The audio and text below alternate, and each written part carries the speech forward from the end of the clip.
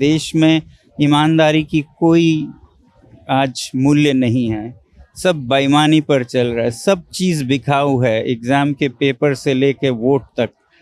तो फिर ऐसे कोई देश कैसे बनेगा? विकसित तो छोड़िए, इस विश्व के समाज में, ग्लोबल विलेज में मुंह दिखाकर, सीना तान कर चलने लायक भी कैसे रहेगा? ये उस बड़ी बात का हिस्सा है। यहाँ फोर्स कर रहे हैं, पुलिस वाले फोर्स कर रहे हैं यहाँ पे, ये पुलिस वाले फोर्स कर रहे हैं, पुलिस वाले फोर्स कर रहे हैं यहाँ पे, ये पुलिस वाले फोर्स कर रहे हैं यहाँ पे। नहीं नहीं नहीं नहीं नहीं, एक मिनट एक मिनट एक मिनट, ये देखो पुलिस पुलिस जबरदस्ती कर रही है यहाँ पे, पुलिस जबरदस्ती कर रही है यहाँ पे, पुलिस जबरदस्ती कर रही है यहाँ पे, पुलिस जबरदस्ती कर रही है, हाथापाई हो रही है।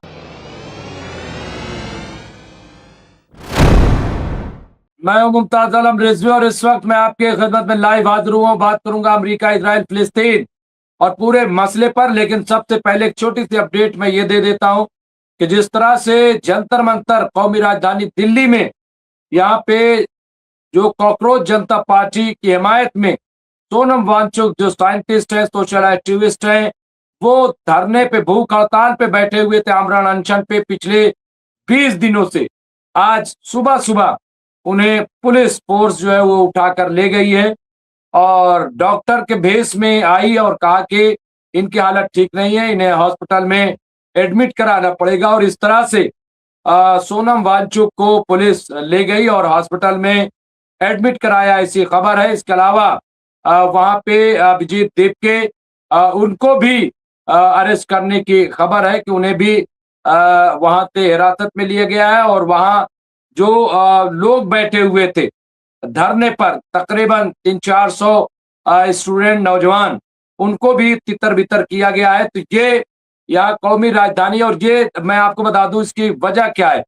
आज 18 जुलाई है और 20 जुलाई से पार्लियामेंट का मानसून सत्र शुरू हो रहा है, मानसून इजलास शुरू हो रहा है। और ऐसे में एक कॉल दी गई थी कॉकरोच जनता पार्टी की तरफ से कि वहां पे लोग आए ज्यादा से ज्यादा और सरकार से मांग करें कि जो शिक्षा मंत्री हैं धर्मेंद्र प्रधान, उन्हें हटाया जाए और शिक्षा व्यवस्था को दुरुस्त किया जाए। तो अब जबकि इतनी बड़ी, और कल आपने देखा काफी हलचल थी, आम आदमी पार्टी के नेशनल कन्वीनर और साबिक वजीर आला दिल्ली अरविंद केजरीवाल भी पहुंचे थे। कई अहम शख्सियात जो हैं वो सोनम वांगचुक से मुलाकात करने के लिए पहुंची थी। और सोशल मीडिया पे भी आप देख रहे होंगे कि बड़ी बड़ी शख्सियात जो हैं वो इस वक्त सोनम वांगचुक की हिमायत में बोल रही हैं और एक ही डिमांड कर रही हैं कि आप अपना आमरण अनशन तोड़ दीजिए, क्योंकि ये सरकार बेहिस है, ये सरकार किसी की नहीं सुनती है।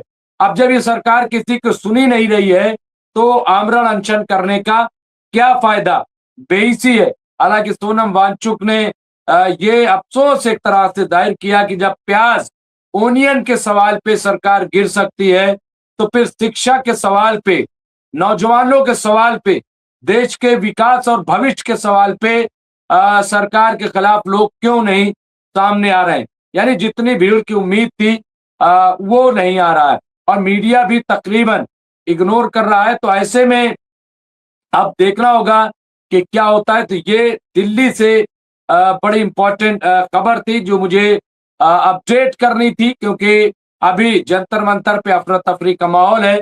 और एक चीज तो तय है कि देखिए, सरकार अगर चाहे तो धरना प्रदर्शन कुछ भी नहीं हो सकता है और सरकार उसे तितर बितर कर सकती है, पुलिस फोर्स तैनात कर सकती है, और वही हुआ है।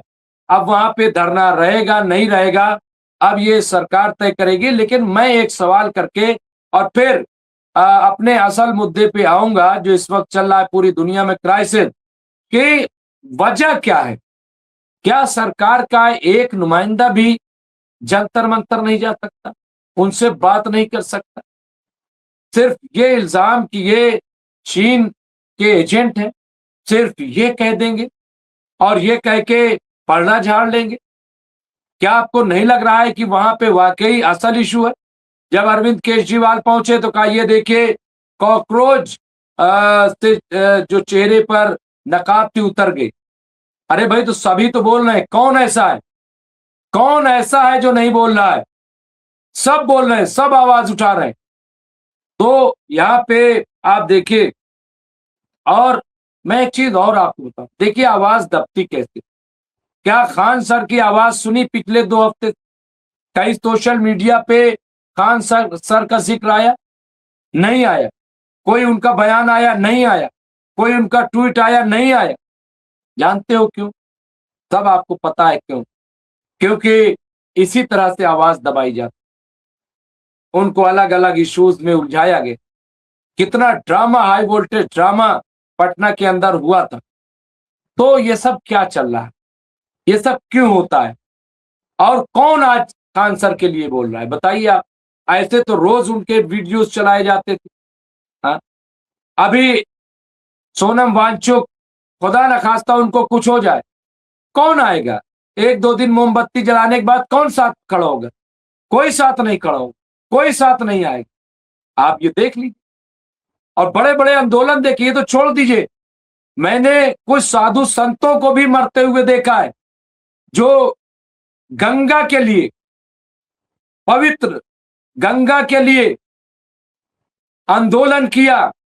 अविरल गंगा बनाइए, गंगा को साफ कीजिए, गंगा में जो सीवरेज गिर रहा है उसे बंद कराइए। लेकिन मंदिर मस्जिद की लड़ाई लड़ने वाले, हाँ, हिंदू मुस्लिम करने वाले गंगा के सवाल पे चुप हो जाते हैं कि आखिर नदी में, गंगा माता के नदी में आखिर क्यों गंदे नाले गिर रहे हैं, क्यों उन्हें नहीं रोका जा रहा है, क्यों गंगा माता की सफाई नहीं हो रही? क्या कोई बोल रहा है? क्या कोई इस पे आवाज उठा रहा है? नहीं उठा रहा है। मैं सवाल कर देता हूं तो कोई नहीं इस पे जवाब देता। जमुना जी की हालत जा करके देख लीजिए, हाँ? कोई उस पे नहीं बोल रहा है, कोई आवाज नहीं उठा रहा है।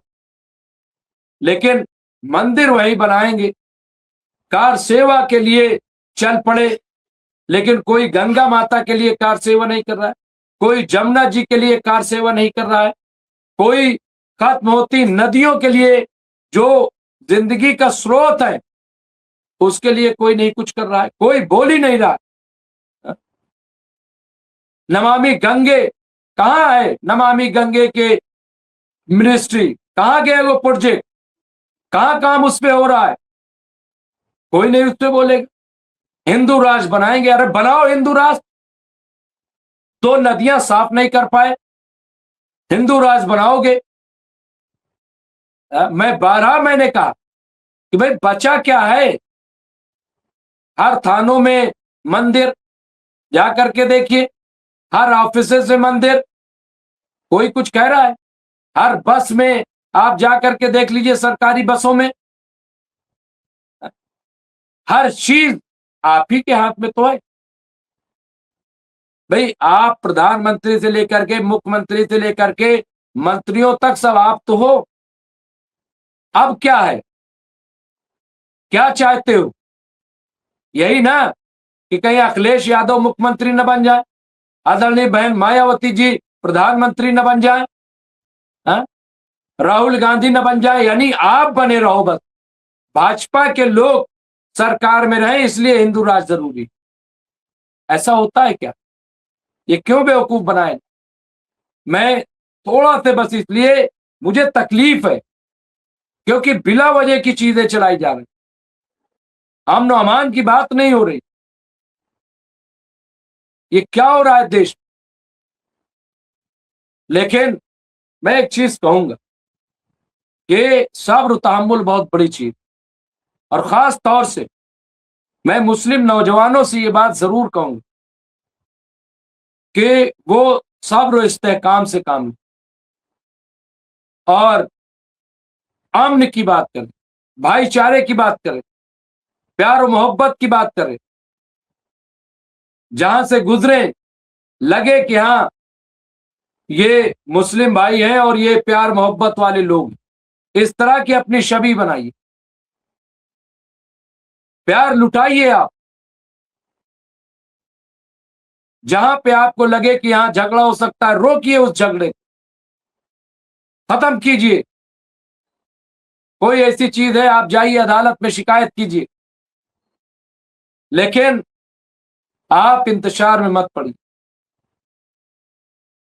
मत पड़िए इंतशार में, मत पड़िए किसी साजिश में, किसी का शिकार मत होइए। कोई ऐसा बयान मत दीजिए सोशल मीडिया पे कि जिससे इंतशार पैदा हो। नहीं, अच्छे बयानात दीजिए। जुल्म कितना भी हो एक दिन तो रुकता ही है। तो इसलिए मुझे लग रहा है कि इस वक्त इसकी जरूरत है। अब आइए मैं असल इशू पे आता हूं। हालात हाजरा का जायजा ले रहे थे, इंशाल्लाह फिर आपकी खिदमत में हाजिर होंगे। तो देखते रहिए एमएमसी न्यूज इंडिया। जय हिंद, जय भारत, जय संविधान। खुदा।